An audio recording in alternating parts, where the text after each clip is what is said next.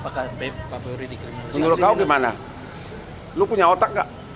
Waktu itu udah sama-sama emosional, tetap saya menyatakan maaf kepada wartawan tersebut maupun kepada organisasi wartawan di seluruh Indonesia. Karena selama ini juga saya sangat dekat kepada semua wartawan. Pernyataan maaf dari saya Hotman Paris sehubungan dengan himbauan Persatuan Wartawan Indonesia PWI dan juga rekan-rekan wartawan lainnya. Dengan ini saya menyatakan maaf sebesar-besarnya atas pernyataan saya pada waktu konferensi pers di kasus mantan Jampitsus yang mengatakan, lu punya otak nggak sih? Namun perlu saya jelaskan, yang dikutip oleh media hanya bagian akhirnya. Tidak dikutip secara utuh. Kenapa saya mengucapkan begitu?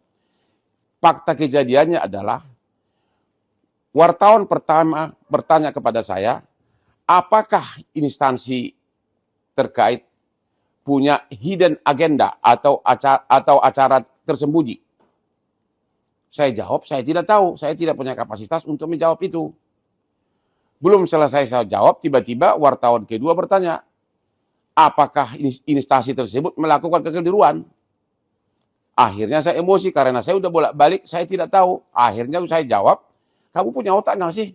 Maksudnya, saya udah jawab tadi, saya tidak tahu. Sebab saya tidak mungkin untuk menjawab apa hidden agenda dari suatu institusi penegak hukum. Itu kira-kira kejadian sebenarnya.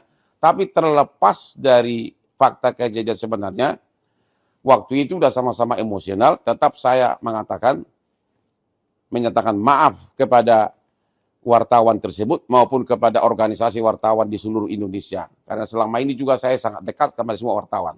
Sekali lagi, tidak ada niat apapun, cuma karena diberondong dengan dua pertanyaan yang saya sudah bilang saya tidak bisa jawab karena saya tidak punya kapasitas untuk menjawab. Tapi ditanya lagi, sehingga saya jadi emosional. Sekali lagi, saya menyatakan minta maaf. Sekian dan terima kasih. Saya nggak tahu, serah kalian. Atas harta dan uang dari Asabri, Tantia nggak ada kaitannya. Ya, dia hanya terkait si Bencok itu beli tanah, dikerjasamakan, hanya itu toh. Dan itu sudah disita tanah itu. Jadi mengenai kerugian Asabri ini nggak ada kaitan. Itu hanya TPPU lanjutannya. Nambah Bang Jun, Pak. Ya. Bagaimana cara merasnya?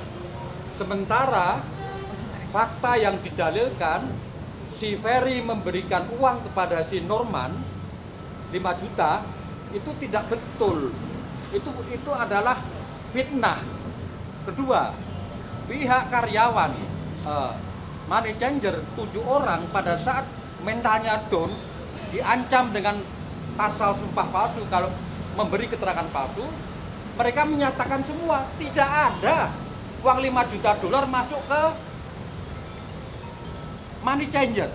Itu yang pertama. Yang kedua, sekarang pertanyaannya adalah, apa betul si Tangkian pernah ketemu Pak Febri? Pak Febri menyatakan, weh, gua minta sekian.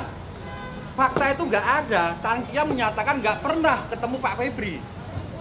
Kedua, si Pak Febri juga menyatakan tidak pernah menyuruh si Ferry Babi meminta uang ke Tangkian. Jadi konstruksi pemerasannya adalah konstruksi yang fiktif. Ada jalur di tengah yang putus. Bagaimana supaya itu bisa seolah-olah berjalan mulus sampai diserahkan ke Kejaksaan Agung? Si Ferry Bobo tidak pernah di BAP sebagai saksi. Padahal dia adalah aktor utama. Yang kerok dia. Ahli fitnah. Monggo Bang lanjut. Hah? Apakah Pak Polri dikriminalisasi? Menurut kau gimana? Lu punya otak nggak? Ya, jawab dulu. Menurut kau gimana? Kalau tiba-tiba, jangan main dulu.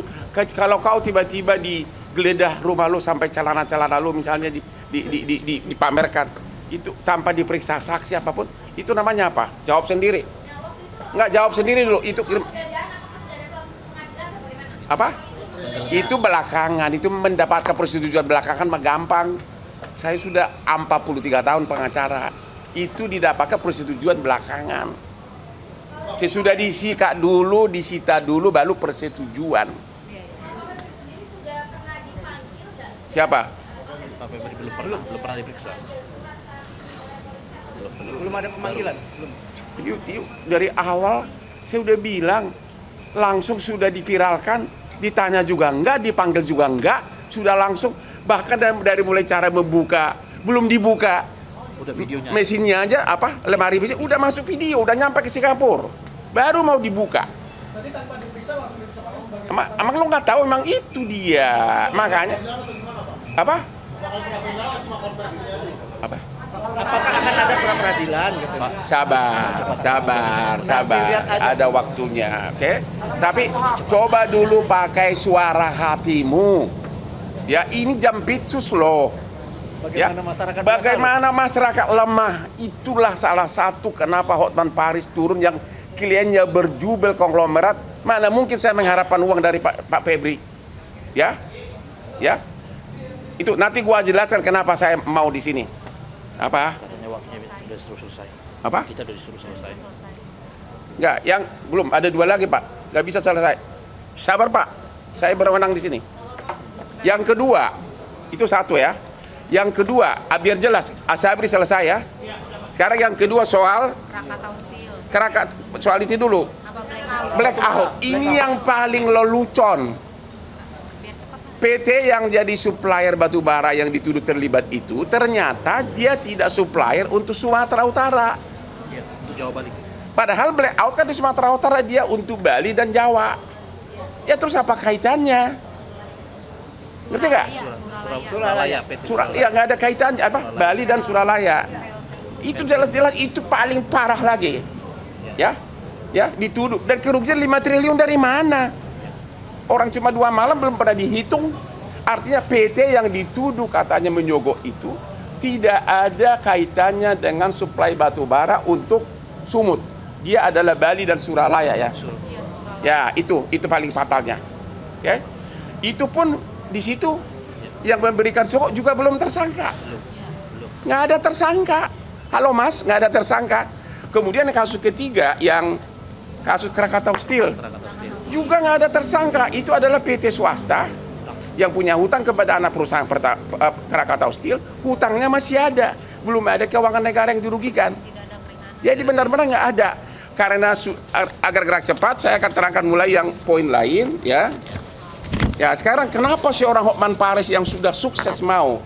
Ingat, saya 25 tahun sebagai pengacaranya Prabowo. Semua perkara besar dia termasuk adiknya Hasim saya yang pegang. Walaupun waktu dia menteri kehakiman, waktu Menhan pun saya sering diminta tanpa dibayar. Waktu saya di Singapura, saya kan operasi saraf kejepit. Jadi saya benar-benar nggak bisa bergerak karena 2 hari harus itu. Saya melihat benar-benar saya merasa miris. Karena apa? Jampitsus itu adalah yang dibanggakan oleh Presiden Prabowo. Karena dengan dia mendapatkan, negara mendapatkan sebagai Satgas PKH 300 triliun. Kemudian dalam 1 tahun. Dalam 1 tahun. Kemudian pengembalian kerugian negara dapat 130 triliun.